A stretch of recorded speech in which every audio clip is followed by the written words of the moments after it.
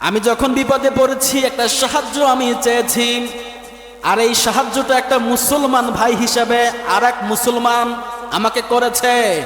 হযরত আবু যর গেফারি মৃত্যুর ঝুঁকি নিয়ে তিনি আমাকে ওখান থেকে রেহাই দিয়েছে, ঋণগুলো পরিশোধ করার সুযোগ দিয়েছে, আমার ছোট ভাইয়ের সম্পদগুলো ফেরত দেওয়ার সুযোগ দিয়েছে। ও আমিরুল মুমিনিন, আমি বাড়িতে গিয়েছি, স্ত্রী সন্তানের কাছে ক্ষমা চেয়ে এসেছি, হক আদায় করে এসেছি, ঋণগুলো শোধ করে এসেছি। সব কিছু করার পর তাদের সঙ্গে লেনদেন বোঝাপড়া শেষ করে মৃত্যু হবে এটা জেনে বিদায় নিয়ে মৃত্যুর প্রস্তুতি নিয়ে এখানে আমি আসলাম।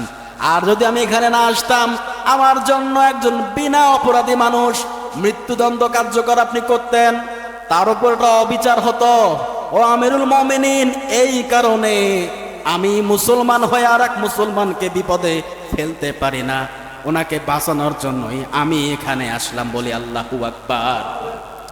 হযরত আমিরুল মুমিনিন ওমর রাদিয়াল্লাহু তাআলা আনহু বলছেন, ও আবু যর গেফারি, তুমি কেন এই দায়িত্বটা নিতে গেলেন? তুমি তো তাকে চেনেও না, জানো না কি বলে না?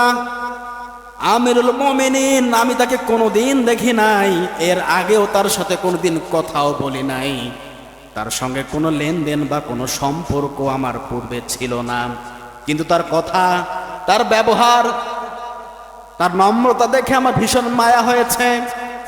আমি বুঝে গেছি এই লোকটা অবশ্যই ভালো মানুষ, তার ভিতরে ভালো গুণের চিহ্ন আমি দেখেছি। আমিরুল মুমিনিন, এই বিশ্বাসটা রেখে একজন মুমিনের দায়িত্ব আমি নিয়েছি।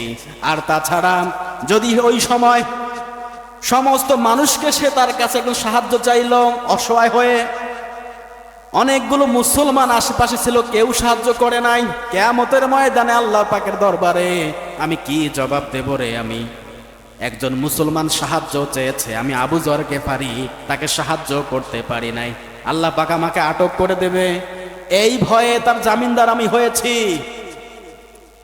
আমিরুল মুমিনিন হতবাক হয়ে গেলেন, চিন্তিত হয়ে গেলেন, কারণ যাদের ভিতরে কোরআন আছে, যাদের ভিতরে রসুলের প্রেম আছে আর আল্লাহ পাকের ভয় আছে, তাদের দ্বারা কখনো অন্যায় কাজ সম্ভব না। কথা বলেন ঠিক কিনা?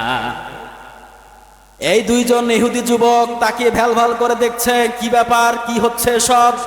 মৃত্যুর আসামি জেনেও আবার ছুটে আসলো, আর এই মুসলমান মৃত্যুর দায়ভার গ্রহণ করলো।